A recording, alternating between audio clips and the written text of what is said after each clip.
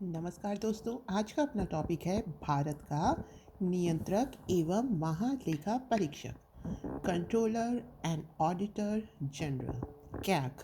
ठीक है, तो देखिए इसका वर्णन अनुच्छेद 148 में किया गया है। इसे हम महालेखा परीक्षक भी कहते हैं। ये क्या करता है? यह लेखा परीक्षण और लेखा विभाग का मुखिया होता है। ठीक है, महालेखा परीक्षक है, यह लेखा परीक्षण और लेखा विभाग का मुखिया होता है। उसके अलावा लोक वित्त, जो हमने एक टॉपिक कर रखा है, पब्लिक फाइनेंस, यह उसका संरक्षक होता है, प्लस संपूर्ण वित्तीय व्यवस्था का नियंत्रक होता है। इंडिया की जितनी भी वित्तीय व्यवस्था है ना, उसका कंट्रोलर होता है, उस पर यह कंट्रोल रखता है। तो इसका वर्णन कहाँ किया गया है? अनुच्छेद 148 में। महालेखा परीक्षक यह लेखा परीक्षण और लेखा विभाग का मुखिया होता है, और ये क्या करता है? लोक वित्त का संरक्षक होता है और संपूर्ण वित्तीय व्यवस्था का नियंत्रक होता है। अब दोस्तों बात करते हैं इसकी नियुक्ति की। तो इसकी नियुक्ति किसके द्वारा की जाती है? राष्ट्रपति के द्वारा इसकी नियुक्ति की जाती है। कार्यकाल, लेकिन नियुक्ति तो की जाती है, ठीक है, हटाया भी राष्ट्रपति के द्वारा जाता है, लेकिन यह राष्ट्रपति के प्रसाद पर्यंत पद पर नहीं रहते हैं। ठीक है दोस्तों, इनका कार्यकाल होता है 6 और 65, वही जो यूपीएससी का था, वही जो निर्वाचन आयोग का था। तो इन्हें हटाया राष्ट्रपति के द्वारा जाता है। सेम वही प्रोसेस होता है जो कि उच्चतम न्यायालय के न्यायाधीश को हटाने का होता है। मतलब संसद के दोनों सदनों के विशेष बहुमत के द्वारा इनको हटाया जाता है। अब बात करते हैं शपथ की। तो तो कई बार क्वेश्चन पूछ लिया जाता है कि जो नियंत्रक महालेखा परीक्षक है वो आमुख में से किस चीज़ की शपथ लेते हैं।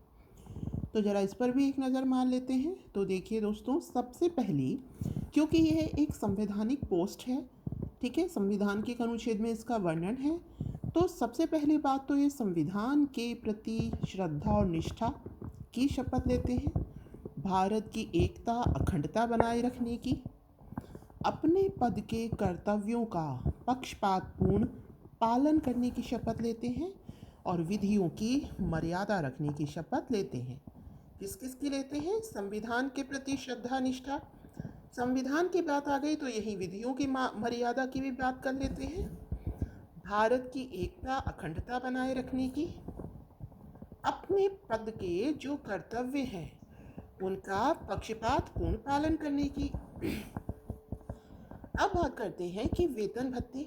तो इनके जो वेतन हैं वो जो हाई कोर्ट के, मतलब जो अपने सीजेआई हैं, उनके बराबर इनका वेतन होता है। और जो दूसरी बात है, इनके जो वेतन भत्ते हैं वो भारत की संचित निधि पर भारित होते हैं। ये हम पहले भी डिस्कस कर चुके हैं, ठीक है।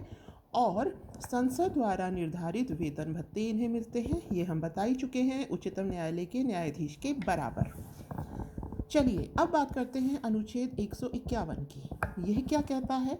यह कहता है कि संसद को अधिकार है कि वह केंद्र, राज्य या अन्य प्राधिकरण के महालेखा परीक्षक से जुड़े लेखा मामलों को व्यवस्थापित करे। ठीक है, मतलब संसद को ये अधिकार है कि इनके द्वारा, ठीक है, केंद्र के, राज्य के या अन्य प्राधिकरण के जो भी महालेखा परीक्षक से जुड़े लेखा मामले हैं उनको व्यवस्थापित करवा सके। अब बात करते हैं कर्तव्य व शक्तियाँ। तो देखिए दोस्तों, ये छोटी छोटी बारीकियाँ हैं, इन्हें ध्यान रखिएगा। जैसे शपथ के पॉइंट्स याद रखिएगा, किन किन चीज़ की शपथ लेते हैं, ठीक है, इनका वेतन किन के बराबर होता है, इनको हटाने की प्रक्रिया कैसी है। ये थोड़ा कंफ्यूजिंग होता है क्योंकि हम विभिन्न आयोगों की बात करते हैं तो उसमें थोड़ा सा अंतर होता है, तो वही मामला कंफ्यूजिंग हो जाता है। तो आगे चलते हैं, आगे बात करते हैं कर्तव्यों और शक्तियों की। इसका वर्णन अनुच्छेद 149 में किया गया है, ठीक है। तो देखते हैं, भारत की संचित निधि, राज्यों की संचित निधि, सभी यूटी जिनमें विधानसभा हैं उनकी संचित निधि का लेखा परीक्षण करता है। कि भाई जितना नियम कानून बना था उसी के अकॉर्डिंग इससे जो धन की निकासी की गई है या जितने भी टैक्सेस या और कहीं से धन आना था उसी प्रोसेस के अकॉर्डिंग आ रहा है या नहीं, तो पूरी ऑडिटिंग यह करते हैं। भारत की संचित निधि भारत के लोक लेखा सहित राज्यों की आकस्मिकता निधि और प्रत्येक राज्य के लोक लेखा के सभी व्ययों का भी यह लेखा परीक्षण करते हैं।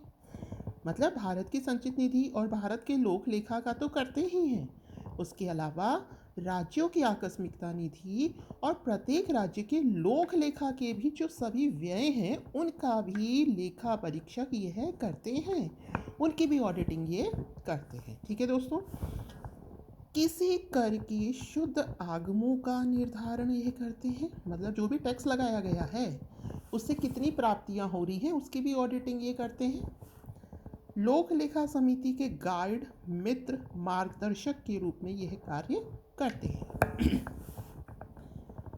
केंद्र व राज्य सरकार के विभागों के जो भी हानि लेखा तुलन पत्र बनाए जाते हैं उनका लेखा परीक्षण भी यही करते हैं। किन किन का? केंद्र और राज्य सरकार के जो भी विभाग हैं, ठीक है, जो भी पब्लिक सेक्टर यूनिट्स हैं या जो भी इनके विभाग हैं, भिन्न भिन्न जो विभाग हैं उनकी भी ऑडिटिंग ये करते हैं।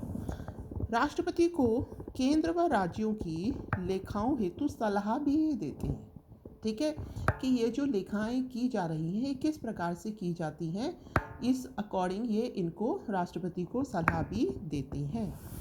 अब देखिए, इस बात को थोड़ा ध्यान से देखिएगा कि केंद्र के लेखों की रिपोर्ट राष्ट्रपति को देते हैं।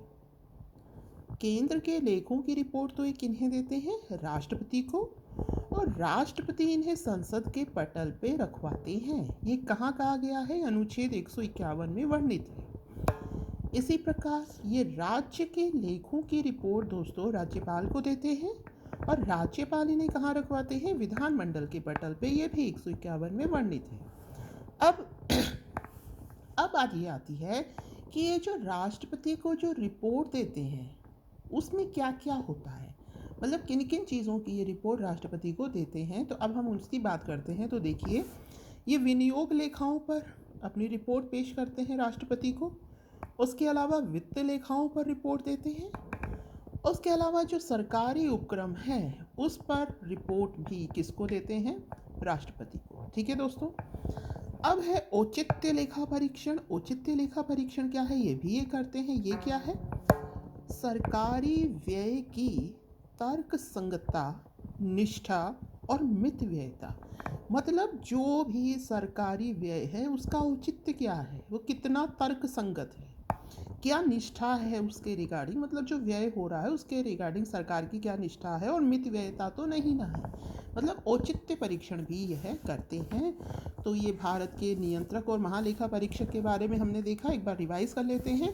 तो देखिए दोस्तों, अनुच्छेद 148 में इसका वर्णन किया गया है। महालेखा परीक्षक यह लेखा परीक्षण और लेखा विभाग का मुखिया होता है। यह लोक वित्त का संरक्षक होता है, कंट्रोल करता है, संपूर्ण वित्तीय व्यवस्था का नियंत्रक होता है। उसके अलावा इसका कार्यकाल 6 वर्ष और 65 वर्ष जो भी पहले हो हटाया राष्ट्रपति के द्वारा जाता है। लेकिन प्रोसेस क्या है? जैसे उच्चतम न्यायालय के न्यायाधीश को हटाया जाता है विशेष बहुमत के द्वारा। शपथ किस किस चीज़ की लेते हैं? ये संविधान के प्रति श्रद्धा की, निष्ठा की, भारत की एकता अखंडता बनाए रखने की, अपने पद के कर्तव्यों का पक्षपातपूर्ण पालन करने की, उसके अलावा विधियों की मर्यादा की। संसद द्वारा निर्धारित वेतन भत्ते इन्हें मिलते हैं जो कि उच्चतम न्यायालय के न्यायाधीश के बराबर है, और जो वेतन भत्ते हैं संचित निधि पर भारित हैं। उसके अलावा अनुच्छेद 151 कहता है कि ये संसद के पास राइट है कि वे केंद्र, राज्य और अन्य प्राधिकरण के महालेखा परीक्षक से जुड़े लेखा मामलों को व्यवस्थापित करें। इनके कर्तव्य व शक्तियाँ 149 में है। इसमें हमने देखा था कि ये राष्ट्रपति को केंद्र व राज्यों के लेखाओं के लिए सलाह देते हैं कि जो लेखा हैं वो किस रूप में किए जाएं। उसके अलावा केंद्र व राज्य सरकार के विभागों के हानि जो भी लॉस स्टेटमेंट है, प्रॉफिट लॉस जो स्टेटमेंट बनाया जाता है और कंपैरेटिव स्टेटमेंट जो बनाया जाता है, उसकी लेखा परीक्षण भी करते हैं। ठीक है दोस्तों, भारत की संचित निधि, भारत के लोक लेखा सहित राज्यों के आकस्मिक निधि और प्रत्येक राज्य के लोक लेखा के सभी व्ययों का लेखा परीक्षण करते हैं। भारत की संचित निधि, राज्य की संचित निधि, सभी यूनियन टेरिटरी जिनमें विधानसभा है, उन सबकी संचित निधियों की लोक लेखा परीक्षण करते हैं। कोई भी टैक्स सरकार के द्वारा लगाया गया उसके जो शुद्ध आगम है उनका निर्धारण करते हैं। लोक लेखा समिति के गाइड मित्र मार्गदर्शक होते हैं। उसके अलावा केंद्र के लेखों की रिपोर्ट ये किसको देते हैं? राष्ट्रपति को। और राष्ट्रपति ने कहाँ रखवाता है? राष्ट्रपति ने रखवाता है संसद के पटल पर, अनुच्छेद 151। ऐसे ही राज्य के लेखों की रिपोर्ट ये किसे देते हैं? राज्यपाल को। और राज्यपाल इन्हें कहाँ रखवाता है? विधानमंडल के पटल पर, अनुच्छेद 151। अब बात आती है कि राष्ट्रपति को कितने प्रकार के लेखा प्रदान करता है, तो ये 3 प्रकार के लेखा प्रदान करता है। एक तो है विनियोग लेखाओं पर आधारित लेखा परीक्षण रिपोर्ट देता है राष्ट्रपति को। एक वित्तीय लेखाओं पर आधारित लेखा परीक्षण रिपोर्ट देता है। एक सरकारी उपक्रमों पर आधारित, भाई जो पब्लिक सेक्टर यूनिट्स हैं उन पर बेस्ड जो लेखा परीक्षक रिपोर्ट है वो देता है। इसके अलावा ये औचित्य परीक्षण भी करता है। सरकारी व्यय की जो तर्क संगतता है, निष्ठा है, मितव्ययिता है, इसका परीक्षण भी करता है। उसके अलावा दोस्तों जो चीज़ें हमने यूपीएससी में देखी थी कि अगर जैसे ही रिटायर हो जाते हैं, इनके पद समाप्ति के पश्चात यह है भारत सरकार या राज्य सरकार के अधीन कोई पद धारण नहीं, कोई भी पद ग्रहण नहीं कर सकते। ठीक है दोस्तों, और उसके अलावा अब क्या है, जैसे कि संचित निधि से धन निकालना है, ठीक है, तो इतनी उनकी इम्पोर्टेंस कैग की नहीं है। वास्तविकता देखी जाए तो इजी वे में संचित निधि से धन निकाला जाता है। इनका जो मेन कार्य है, मतलब कहा तो जाता है कि संचित निधि पर इनका कंट्रोल है, बट उससे जो पैसा है वो आसानी से इनकी मतलब अनुमति के बिना भी निकाल लिया जाता है। वास्तविकता में ये क्या करते हैं? वास्तविकता में ये उसकी लेखाओं का परीक्षण तक ही सीमित रह गए हैं। ठीक है, या क्या करते हैं? संचित निधि का लेखा परीक्षण करते हैं। इनकी अनुमति से धन की निकासी नहीं होती है। ठीक है, क्या करते हैं? केवल लेखा परीक्षण करते हैं। तो केवल ऑडिटिंग है, कंट्रोलिंग नहीं है। ठीक है दोस्तों, तो ये हमने देखा भारत का नियंत्रक और महालेखा परीक्षक। और इसके अलावा जो एक दो चीज़ें थी कि जो इनके वेतन भत्ते हैं इनके कार्यकाल के दौरान उनको कम नहीं किया जा सकता, और इनकी जो सेवा शर्तें थी वो हमने देख ही ली। तो जैसा भी लगा हो बताइएगा। तब तक के लिए धन्यवाद। Have a nice day.